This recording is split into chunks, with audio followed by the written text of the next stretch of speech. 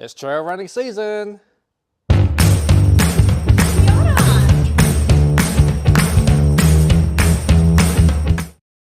The beer. We've got a Tilt Hazy IPA from Epic Beers.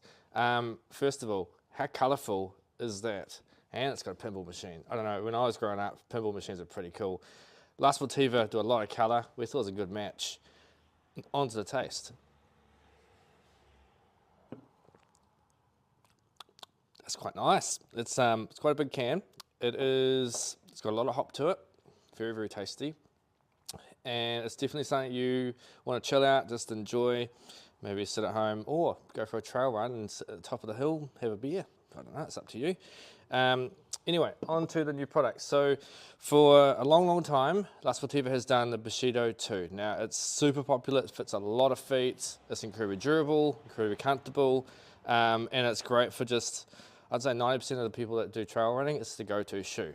Now, this here is the previous version. So Bushido II, Bushido III.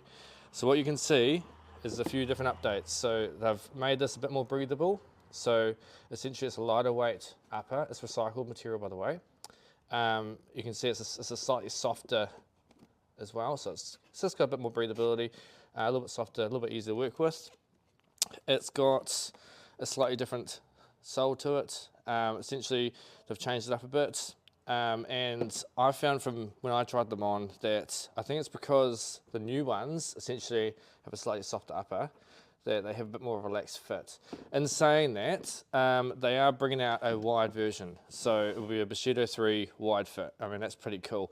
And I think you'll see a lot of shoes in the future from La Sportiva that have brought out the standard version, which is something like this, and then a wide version. For myself, I'd probably go wide, it gives me a bit more space.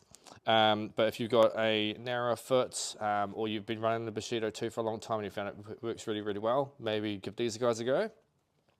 Essentially, you got the X rubber. So what that means is it's really durable around here, and it's quite tacky and soft in the main part here.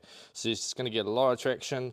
You've got different grip rotations going on. So essentially, different angles, really muddy, sloppy conditions. It's going to thrive in that condition. It's still got your rock plate and it's still torsionally quite stiff. So if you're going over rocks and all that, like the other ones were, then essentially it's going to be still like a really, really good shoe. I would say that being a slightly more breathable and softer upper, maybe it won't be quite as durable as the previous model, but most trail runners probably go through quite a few shoes anyway, so it's worth experimenting. You've still got your lacing that goes all the way down, and it still has essentially the gusseted tongue to it. Now, most people will probably know this that have worn these before. If you measure yourself up, make sure you go up a size. They do run small as a brand.